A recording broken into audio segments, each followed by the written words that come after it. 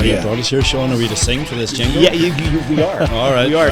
So here you go here. You talked about everything you learned and what a great journey it was. No, but it's funny. It's some of the stuff that I've seen is you look at it and you're like, hey, I get it. I guess what we really want to do is educate the community. Hello, everyone. Welcome to a podcast that brings you informed discussion to help make their community safer. I'm your host, Sean Sportun, vice-président of GardaWorld National Accounts. Welcome, everybody. In partnership with GardaWorld and Crime Stoppers, this will be a syndicated podcast, which will be streamed on all GardaWorld as well as Toronto Crime Stoppers platforms.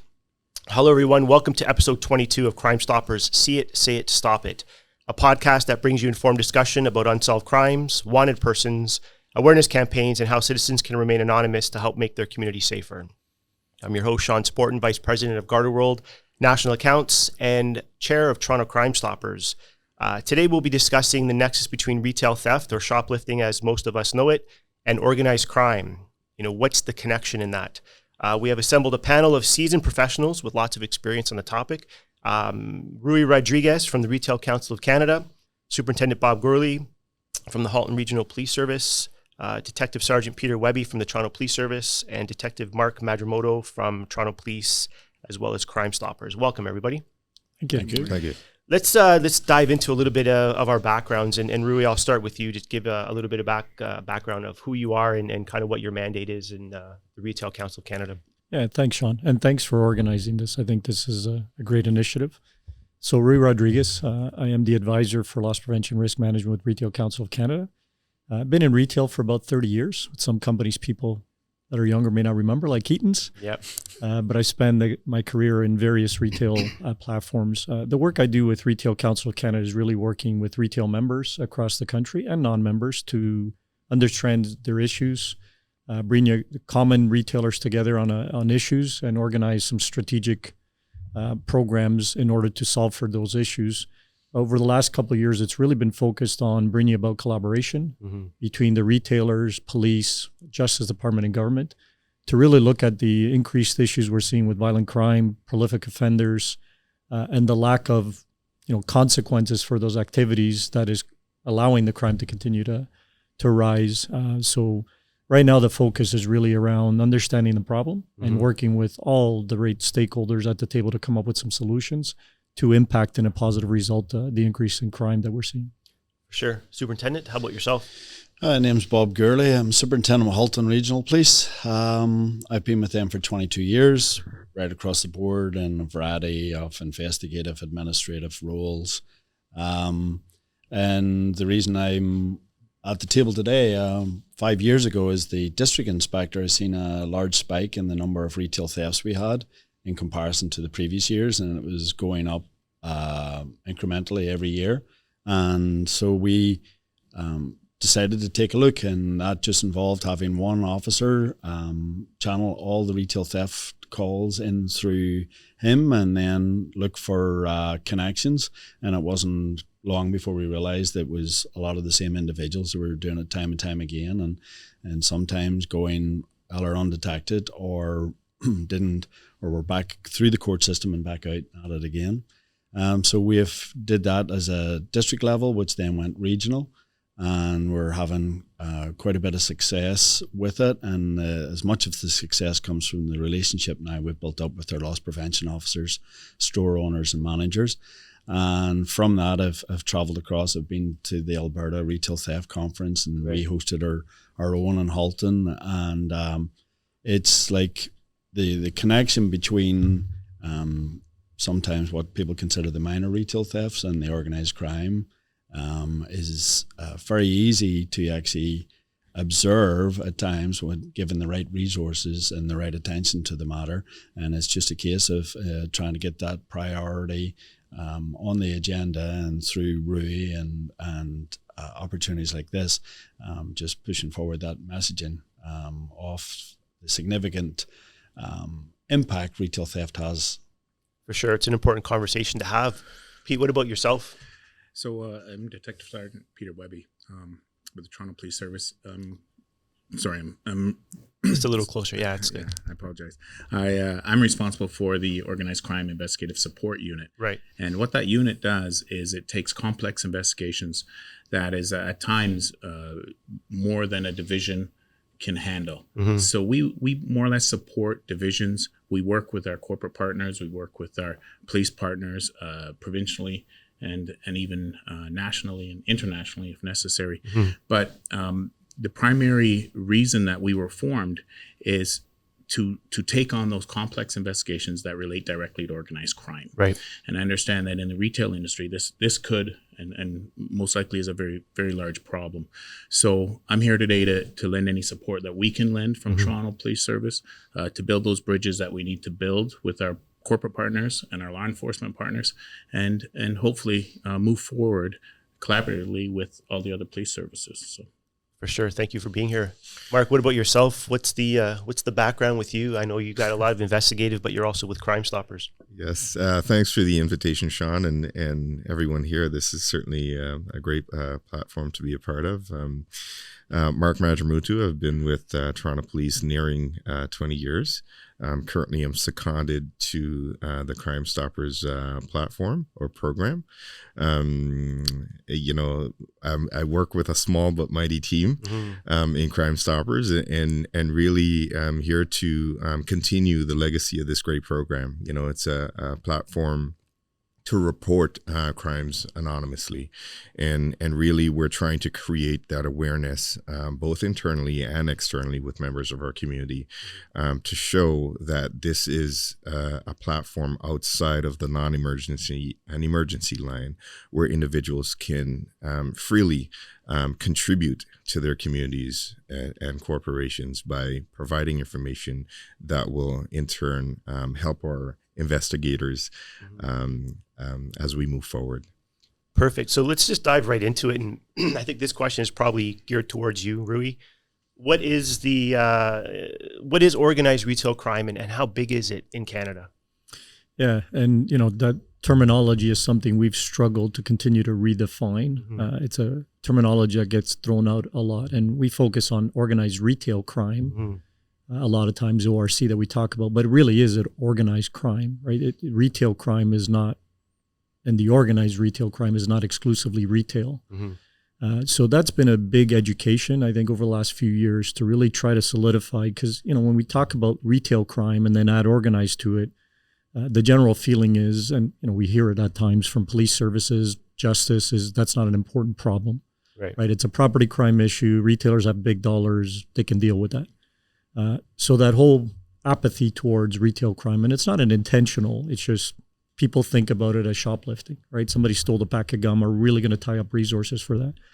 So when we talk about in the terms of organized crime, and kind of you can drop the retail part of it because it's not about just retail, is really looking at the crime that is repeat, that is prolific, that has violence with it, that is really hurting businesses across Canada, and how that's funneling, social media platforms where black market goods are being sold. It's funneling the supply and demand of black market goods that people are willing to. It's about the economic times that continues to drive that need because people are struggling. So, am I going to pay $100 for a pair of Nikes? Or am I saying it's probably $200 nowadays? Or can I get them $75, right? People have an apathy to, I don't really care where it came from. I bought it. Right. I think it was legitimate. So organized crime is about that supply and demand. And, with the times we've gone through over the last 3 years with COVID, inflation, everything else, it just keeps driving that demand to be there. And criminals are willing to supply it. And that's perpetuated this whole increase of violence as well, because organized retail crime groups, the folks leading these organizations, they're not the ones necessarily getting their hands dirty. They're preying upon people that have mental health issues, drug addictions. They need that next fix, or they're preying upon just folks that are down and out to go and commit those thefts to fuel it. But what we've identified more and more, and I think, Superintendent Gorley certainly can share, and some of the officers here at the table, is that the criminals in retail are just not retail criminals. They're connected to drugs, guns, human trafficking. We've had some great successes where the criminals are identified in retail because retailers a lot of times will have cameras. They can provide that information to police officers that might help clear these other cases. And as we connect the dots, we recognize and understand that they're tied to even more prolific crimes that are impacting our community. So, ORC, as we called it, organized retail crime, is important, but the focus is to focus on the fact that what we do in retail to identify the criminals helps identify bigger criminal organizations. And I think that's an important part of the conversation that we're going to have today. And Superintendent, I want to turn it over to you, because I know you've done a great job in Halton with the collaboration that you've done with private industry and in retailers. How important is it for a partnership to be had between law enforcement and the retail security community? I mean, that was one of the initial things when we set up the retail theft unit. I was at the district at that point in Burlington. We recognized that the collaboration between ourselves and loss prevention officers and store owners was at an all-time low. So we organized meetings and we hosted the meetings, and we'd have montage of unidentified suspects rolling while we were doing that. But also we had to understand what each respective needs were. Obviously with some of the retailers, it was getting their loss prevention officer back on the floor and doing their job, not being held up waiting for us to attend, and how we could actually improve the working relationship for both of us. And we were looking for a genuine win-win situation, which we were able to do. We provided training, etc., to the LPOs to show what we needed in a statement, what we needed in the reports, and then the fact that when our officers went to, if there was someone in custody, that all that pertinent information was sitting there waiting for them, and including the video data.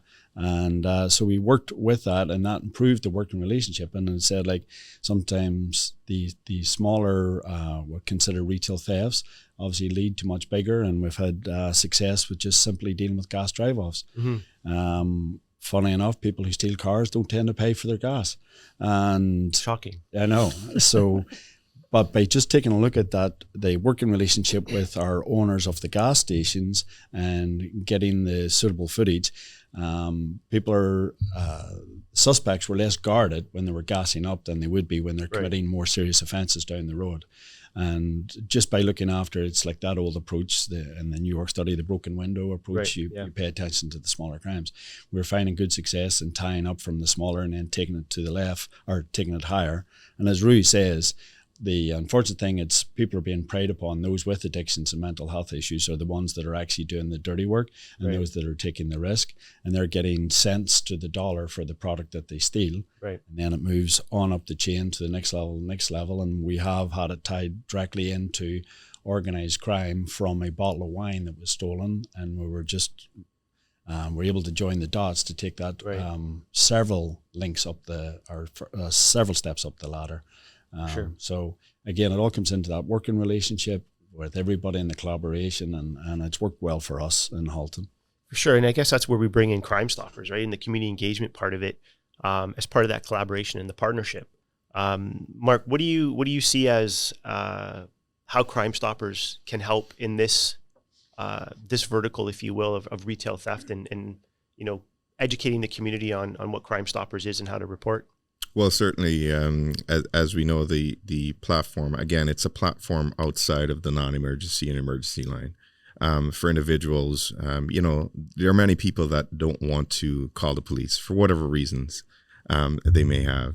But again, having Crime Stoppers there as another platform outside that non-emergency emergency line, here's a conduit for you to provide information. The information that's provided is really meant to be a lead for our investigators. It's meant to point them in the right direction. Once you qualify for the program, that information is sanitized. We go to every length to ensure that we maintain that anonymity throughout. So again, many people being exposed or becoming aware of this platform, they feel valued in terms of their community. I'm doing my part to help, bring information to assist the police in with their investigations. So certainly, I think from a Crime Stoppers perspective, the information that we receive really, we are there to amplify the voices of the community. We're there to amplify the voices of corporations. As they see it, they know what's happening on a day-to-day basis. We can't be in every place at once. But the more information that we have, and here we are, even within ourselves here, you hit on the word collaboration. The more information we have, the better it is for investigators. I think we are very open-minded at Crime Stoppers. We're listening to the community. We're willing to try new methods, new things. We're in a world of technology right now. So we're, different approaches, utilizing social media, things of that nature. So we're willing to adapt to the current trends. As well, the information coming in is important to determine trends and future, areas of where we can kind of be proactive in terms of deterring criminality. For sure. And I know, Pete, you have like the higher level of the view, if you will, of organized crime. Yeah. What are you seeing when it comes to the retail aspect and from the actual organized crime groups and diving into this? How is it impacting the gun violence and all the other sort of stuff that we're seeing specifically in the city of Toronto, but obviously on the greater scope right across Canada?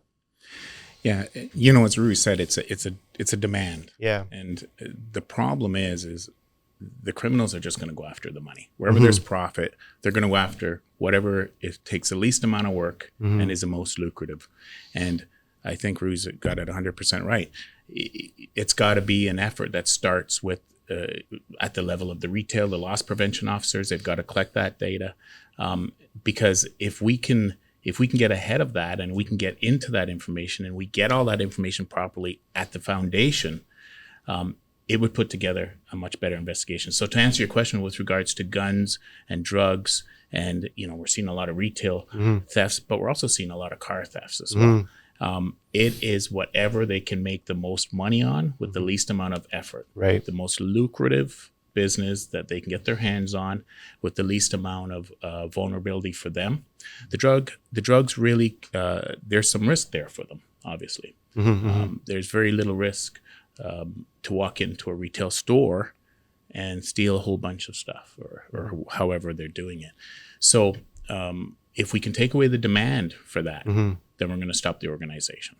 Yeah, 100%. And then we're talking about organized retail crime.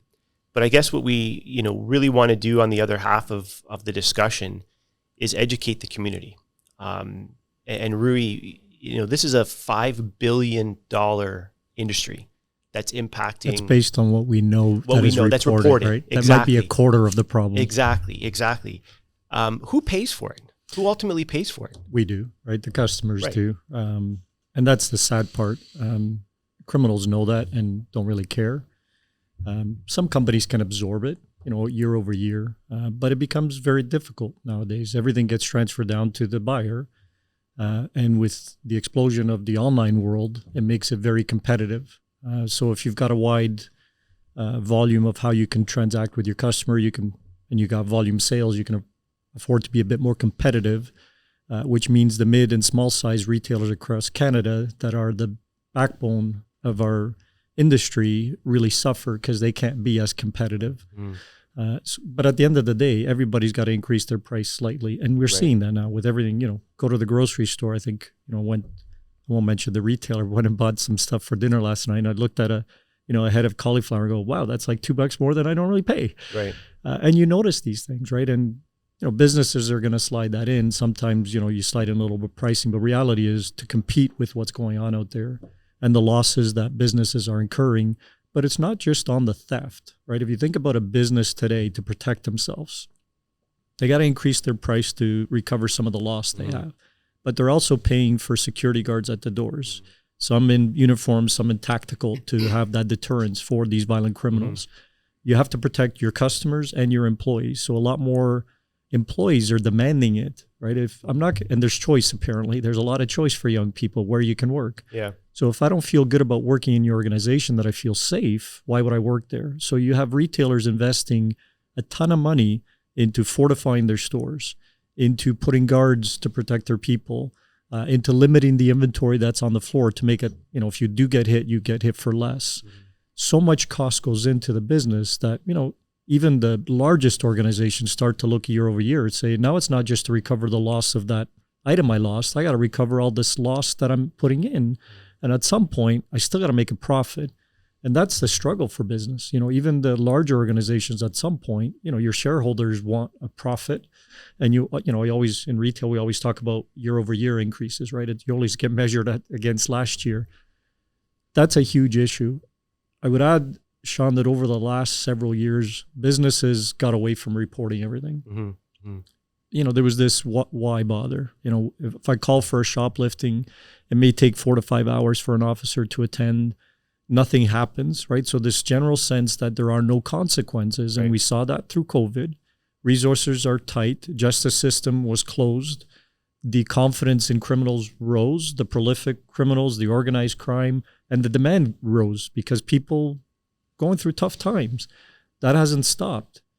But the confidence that criminals grew over the last few years has continued because there's still perceived no consequences. A person is arrested today, they're a repeat offender. They might have been before the courts 20 times, but they're out this afternoon or later. And at times, some of the amendments we've seen with the criminal code aren't helping us, right?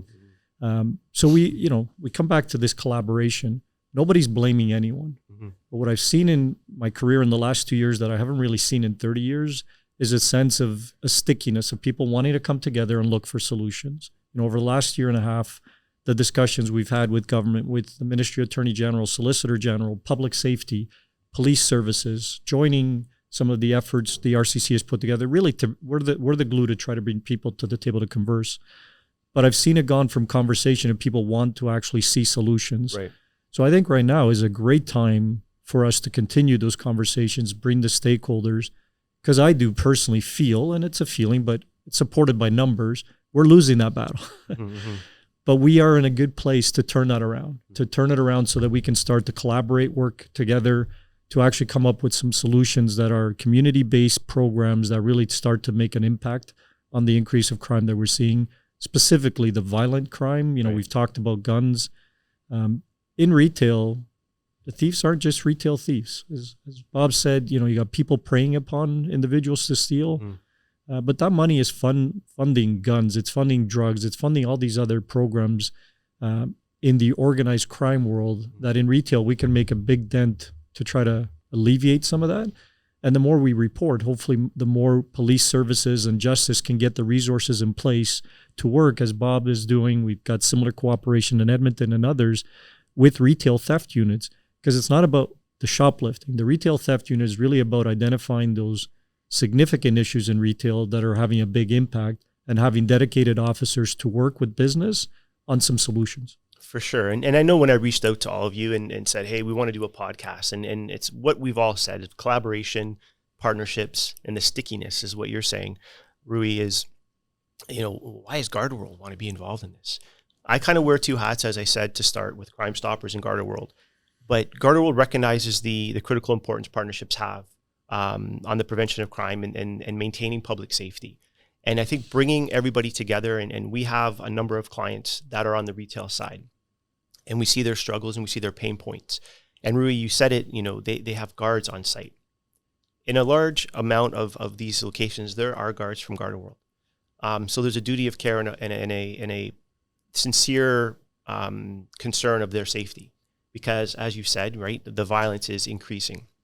So this is the reason why GardaWorld has brought all of us here together, and we'll talk a little bit about a Crime Stopper awareness campaign that we're going to do to bring some education, not only to the community, to the retailers, but also put the bandits on notice that we are working together, we are taking a stance, and we're going to identify you, right? And we're going to, hopefully work with law enforcement to bring some justice, if you will, and stop some of the behavior that we're doing.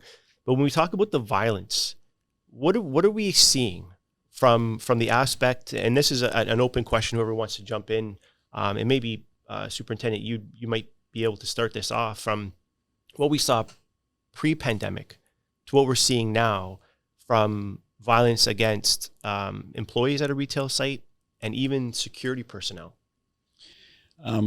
One of the observations I've made recently is the sophistication level is not increasing in relation to retail theft, but just the brazenness of it. It's now going in, it's not trying to combat the anti-theft device. It's walking in and taking a rack of clothes and walking out. It's walking in, filling a bag full of alcohol and walking out. And although violence isn't immediately attributed to that, if they're challenged in any way by a member of the public, by security or staff, they're threatened. They're threatened with their life. They're threatened that they'll come back. They know where they live, etc., etc. And it's putting that fear factor in it that they, although not immediately using violence, they will certainly resort to it if required. Right. And to put that in your staff member, your 15-year-old who's working at a local store, that's then frightened to go to work.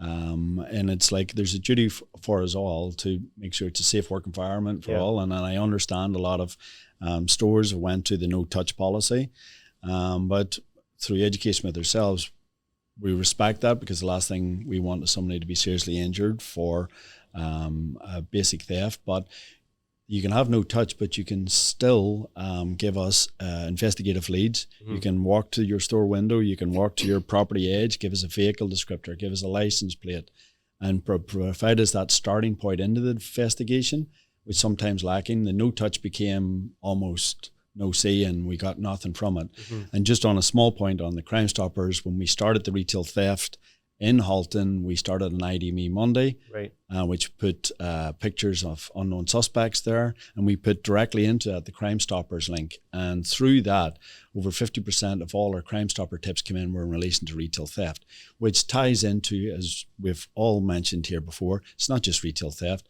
That's gone into, it can be carjacking, it could be going into robberies of drugs a lot of the time, and then up the chain to the more organized levels and those that are making the significant amount of money out of it. And this is not small. We have taken on files where individuals over $150,000, multiple visits to various stores, but $150,000 in a 6-month period, just one individual, right, and on files that are into the millions. Mm-hmm. And that's it. The sophistication comes in the organization of the grouping, not into the actual crime itself.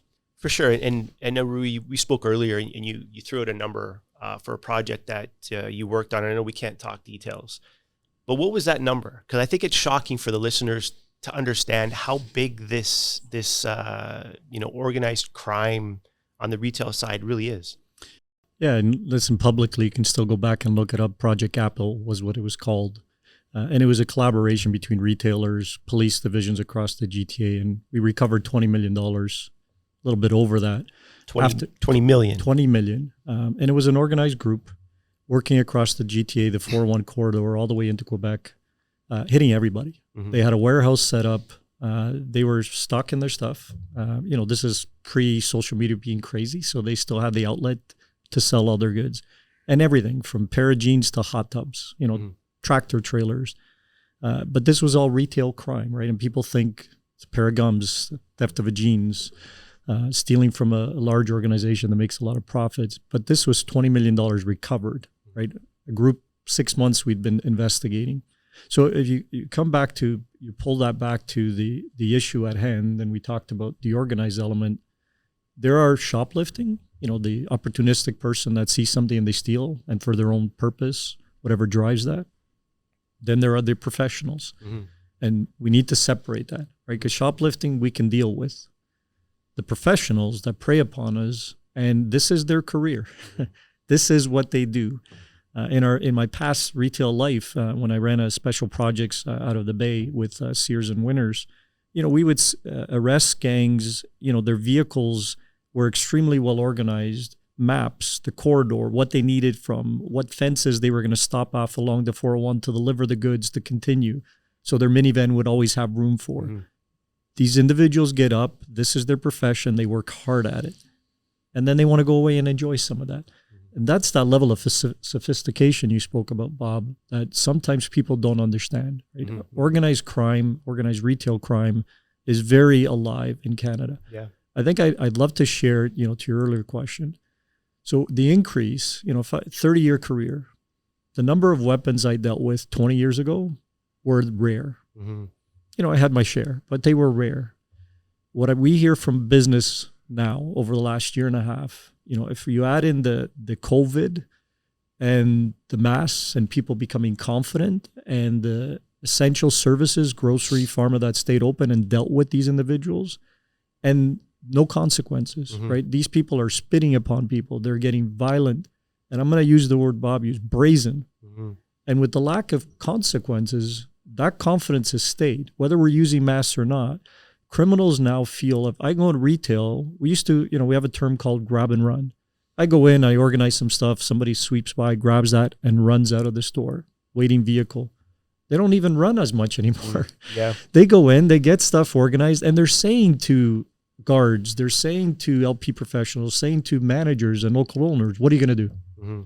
But we're seeing so many more incidents of weapons, bear spray, knives, wrenches, machetes being pulled up, guns, daylight crimes to an unprecedented amount that I haven't seen this in my career. And members report this on the daily. Every single day across the country, a member is reporting weapons offenses. You know, you got a young lady, and I'll put it in perspective. I have a 17 and a 21-year-old daughter. Both work. Thank God, good for them.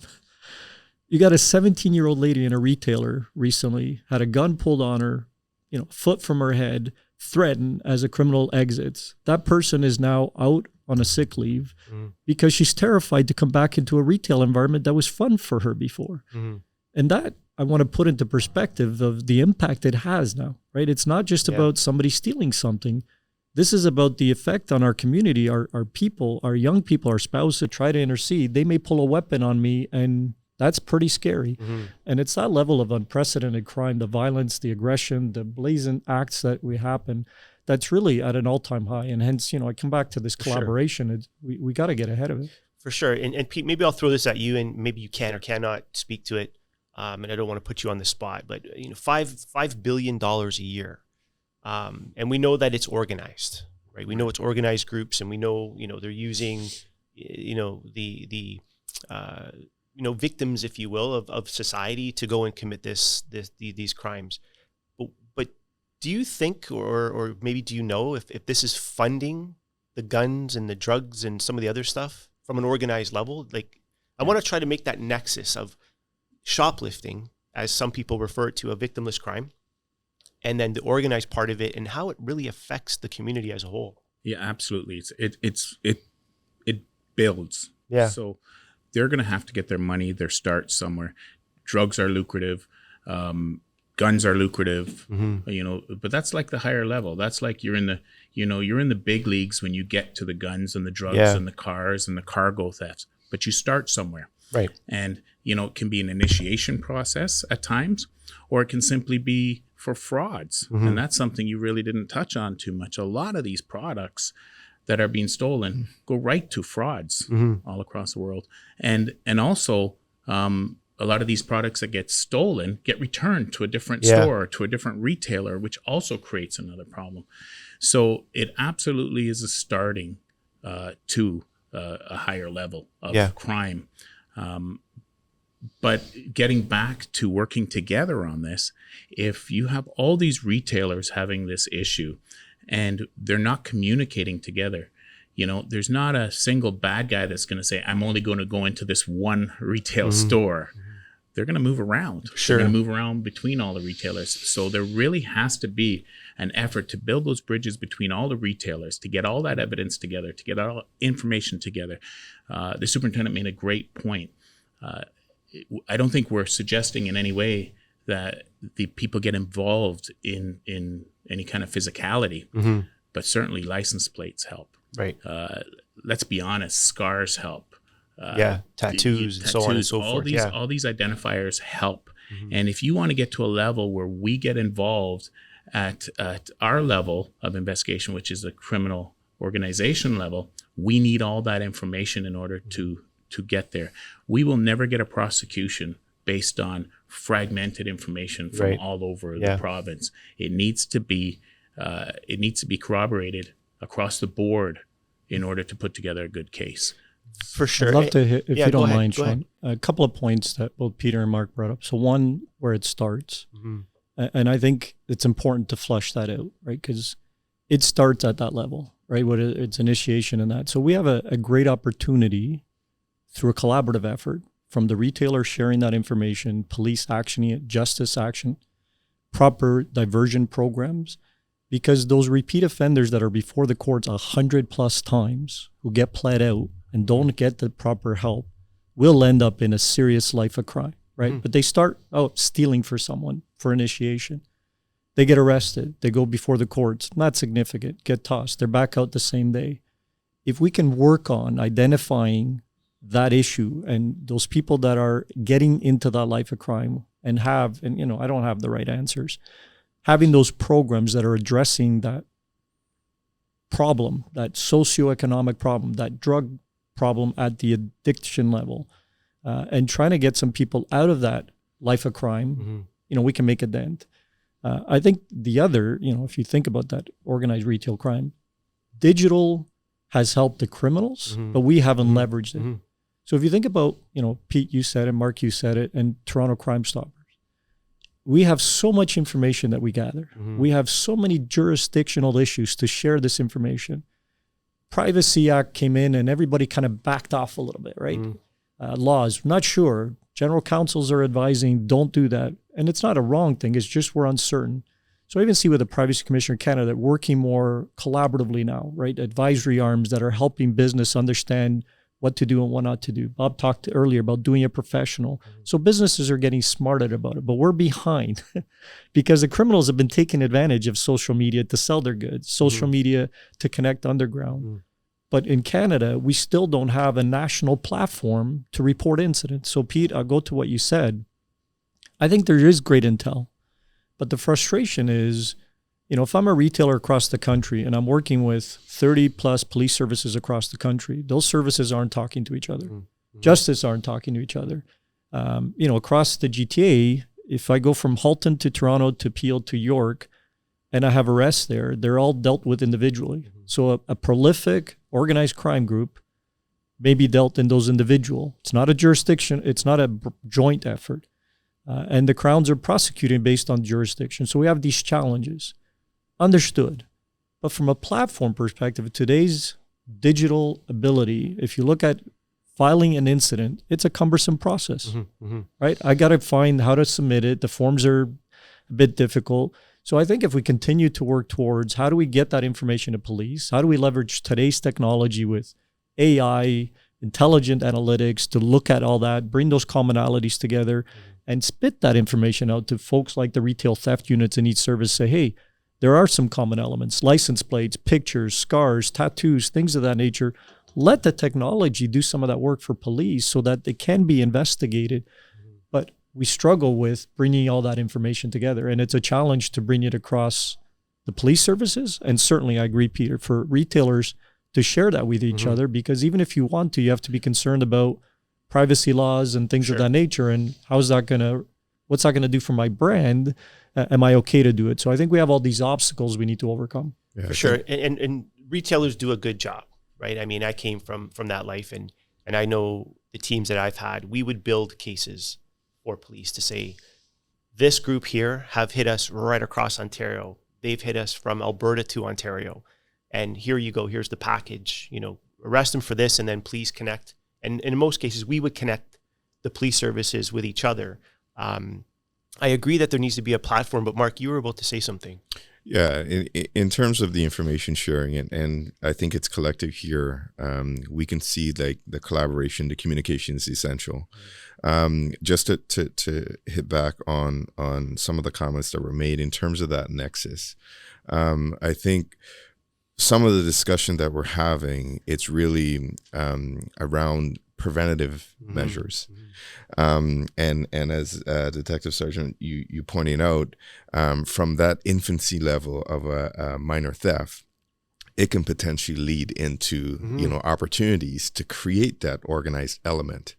It could create that opportunity to engage in more serious crime, because that individual that has now stolen 20 pairs of shoes, they're going to have to protect that somehow. So you're now adding layers. So with the information now coming in to us and utilizing, say, the Crime Stoppers platform, per se, again, it's not meant to be evidence, it's meant to be a lead. It's meant to take that proactive piece of information with all the other facts and issues that police services are used or they have at their, to corroborate the information, to bring that to lay charges. Here's information that you can have to now layer it, and you can take that proactive approach to say, you know what, here's how we can prevent other criminality from occurring if we get ahead of the game, if we understand who the players are. We know that crime on a whole is a transient thing. It just doesn't happen within the Toronto borders. You mentioned it before. It's, both locally and abroad. It can grow tentacles. It can grow legs. So again, the quicker that we can have or implement, as you said, leverage technology, leverage all these other pieces, and the crux of it is communication. Yes, you have an investigation active within Toronto, and I've done that through Crime Stoppers. We've had information that's centered here to Toronto, but it may have some tentacles in Peel. It may have some tentacles in York. We've taken those steps to say, you know what, you might want to take a look at this. You might want to be aware of this because, and communicate with this individual, and here you go. Yeah. Right. I think one thing that we haven't spoken about, and it, not all products, if you will, but is the health risks, right? When you talk about baby formula and it being a hot item to steal, and then it's stored in unregular ways, if you will, that it needs to be in, otherwise you could get sick from it. And it's being, as spoken to earlier, reintroduced into the retail ecosystem as a refund or a exchange. And now you, as an unsuspected consumer, are going in and purchasing that product, and there's health risks associated to it. Have you seen stuff like that? Yeah, for sure. And, it's used for other things as well. Yeah. But, you're speaking of the ecosystem now as well, right? So there's the stolen goods that, let's face it, criminals aren't taking all the measures, nor are they under for sure regulations to store things at certain temperature. And the person, it's buyer beware. The person buying that, who's getting it for half of what they normally pay, is also taking the risk. I don't think they're always thinking through it that way, right? And then there's no avenue for them, right? There's no recourse for when something goes wrong. But it also speaks to that whole ecosystem, right? That self-funding. Pete, you said it, the fraud element of it now.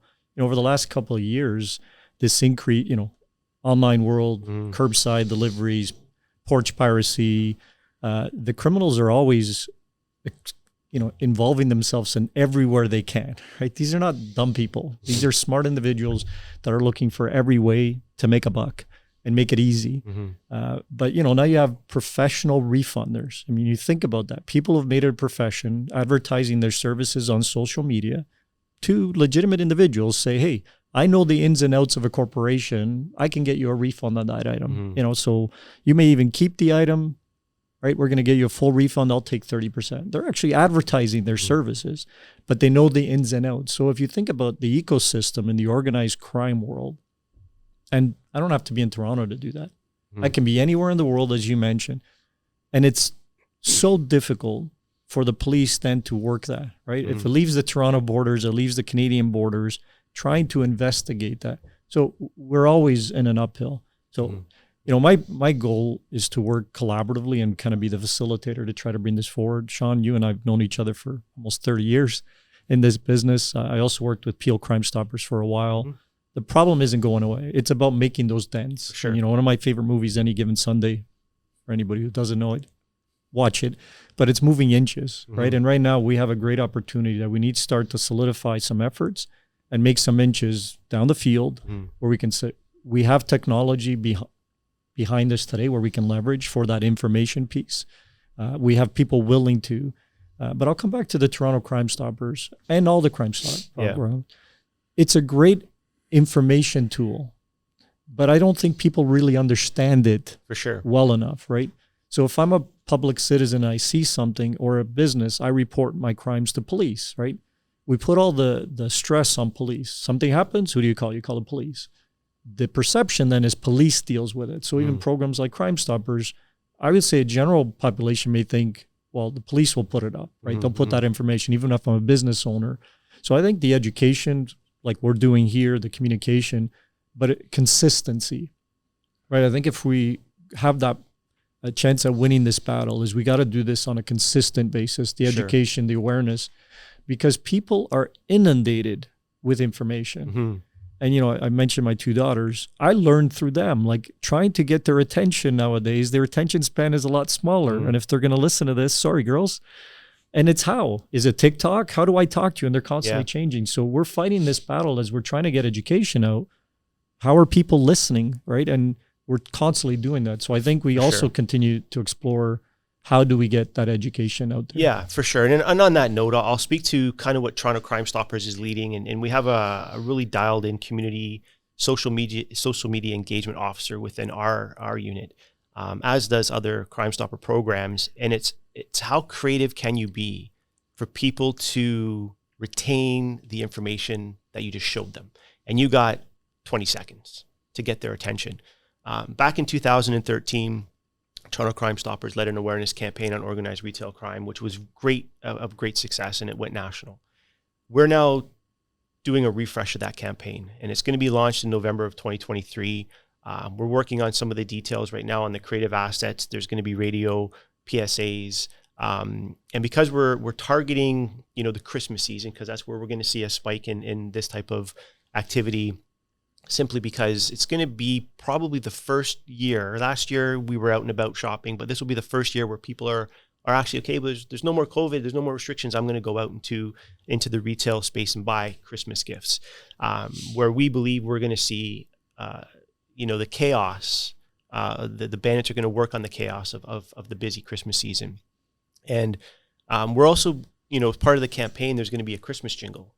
And our creative agency that's doing the work for us is, you know, they're talking with Spotify, and they're going to get that out to Spotify, again, to create awareness, but grab your attention. And hopefully that attention span of what you hear or see is going to be pushed to a Crime Stoppers website or a police website. Is that why you brought us here, Sean? Are we to sing for this jingle? Yeah, we are. All right. We are. So here you go here, Superintendent, you got to sing that. No, but it's funny. It's some of the stuff that I've seen is you look at it and you're like, hey, I get it. And the end product, I think, is going to be really, really creative. But the intent of the campaign is to bring attention to this discussion that we're having today. And as we said it earlier, is educate the community. Coming here today and speaking, and I appreciate everybody taking the time. I know some of us traveled from a few hours away to be here. It's important. It's important to have the conversation. It's important to move, you know, inches, as you say, to get to the finish line. And I think when we do it collaboratively, we'll get there. And bringing, you know, Superintendent, you've come from Halton region. It took you 2 hours to get here today. It's important to you. And I can tell that simply because you said, hey, I'll be there. When I called and you said, no questions asked. Rui, same thing with you. Pete, same thing with you. And Mark, same thing with you. And then we also have, and I have to give a shout out, you know, obviously GardaWorld is behind this, and we're pushing it. Because we see the importance of it, not only, you know, as I said, from our retail clients' perspective, but from a duty of care from our officers' perspective. But the setup here today was all done from our Montreal office, and they came down here. That is evidence alone that we're dialed in and we want to be part of this conversation. So I want to thank the production team, if you will, from coming down and putting this all together. They'll be editing this you know, episode, if you will. We'll be pushing it out, as I said, on all the platforms. But this is an important discussion to be had, and I think the public needs to understand, you know, what the impact is on the retail community, but also on their community that they live in. So with that, before we conclude, I'll kind of throw it around the table. You know, Rui, is there any closing remarks that you have that you want to speak to? Yeah, listen, I think initially it's what you said, it's consistency. It's the marketing piece. We need to do more of these. Yeah. You know, we did a collaborative effort with OPP, Canadian Anti-Fraud Center, for March for fraud awareness. But the focus was around helping the community and giving them tools as a result of some of the increase we've seen on preying upon our elderly, the abuse in that. So I think there's always going to be issues, Sean, that we can collaborate behind. Sure. I think commend GardaWorld and Toronto Crime Stoppers for doing this, because it's getting the message out and then figuring out, you know, the hook to get to people to pay attention. and thank your team for doing all this and everybody that attended. From an RCC perspective, we're here to collaborate with whoever wants to get those solutions. From a RUI perspective, after 30 years, I'm very passionate about this. I've spent my entire career in security.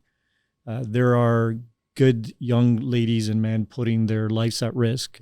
And some people may think of that and go, come on, they're security guards. No, they are. They're dealing with people who will pull a gun out. It's also putting stress on the industry, both private security as well as retailers, on how to train those people properly to deal with the things that they come on. So I'm very passionate about working together to make a difference and to try to get at it. So, on behalf of RCC and myself, thank you for organizing this, and thanks for everybody. And I look forward to how many more we can do this to continue to get our message out. For sure. Thanks. Superintendent, what about yourself? Yeah, like Rui said, I'm very passionate about it too. I started the retail theft unit, and I've taken it to 4 separate locations that I've been posted and carried it with me because of my level of buy-in and from it. And although there's no formal collaboration going on, the information sharing is significant. I've been out to Alberta. I've worked with Manitoba whenever they were setting up their provincial strategy and being consulted upon with Winnipeg and service throughout. And you and I, Sean, presented in Ottawa. So it's something like we're willing to go because it is something that we are passionate about, and it is something that I genuinely believe we can make an inroad into and make it just make it that much harder for people to make an actual significant living from theft, because it does hit all our pockets. And I think I mentioned earlier that one of the stats that was given to me was whenever it was at 4 billion, that hit every single household in Canada by $300 because of all the associated costs that the companies, and it's not just a victimless crime. It does affect the small companies, the small mom and pop businesses, that a loss of $500 on a day is significant and could be the difference between them turning a profit that week and turning a loss that week. So this here's great to get the conversation continue to roll. We've been having conversations with the Retail Council of Canada, and we'll continue to do that as much as we can, just to increase the awareness and buy-in from all those involved. For sure. And I think you said something there is we got to make it personal for the consumer. They need to understand how impactful this is, especially now with inflation and everything being as it is in Canada, how it impacts them. Pete, what about yourself? Any closing comments or remarks? Absolutely. So first of all, thank you for having us. I think it's a great topic, and I think it's something that that's necessary. And some really good points were brought up. We're seeing the world change. The world has changed, and we have to change with it. And I think we have to really rely on the technology, as Rui was saying. And, you compound all of that by legally allowing people to mask themselves at any given time. So they're able to hide under these masks because of the pandemic. It's a big problem, but I think one of the messages that we're hearing loud and clear, and as police officers, that this is not just a property crime. Right. And I started my career in retail loss prevention, as I'm sure a huge portion of the police community has. We understand that it's very, very important. We understand the concept. We understand the public needs us to stop. And there's complete buy-in from our end on this. So we're looking forward to moving forward and helping out however we can. Thanks. Mark, over to you. Last words. Yeah, certainly. This was a great opportunity to have this discussion. I hope to see it move forward. From the Crime Stoppers perspective, we will certainly, I know the team that I work with in Sean and Daniela, we're certainly passionate in what we do in terms of getting that messaging out, in terms of getting the awareness out to members of the community, not just the community, but internally as well. We understand and we strongly believe in evolution. We know that there's a lot of work to do. There's different umbrellas and different things that we can utilize. Certainly we're in a position to move in that way, and it's great to have the support of Toronto Police Service, GardaWorld, the different partnerships that we see here collectively. I think collaboratively, we've mentioned that from the beginning. We can make a difference, and certainly I hope to hear from members of the community. Send us your information. Send us your information. Perfect. Thanks, gentlemen, for taking the time, as I said, to be here. So as we conclude, I'd like to remind everyone that community safety is a shared responsibility. See it, say it, stop it. Remember, You remain anonymous. Criminals don't. Thank you for listening. And until next time, be safe.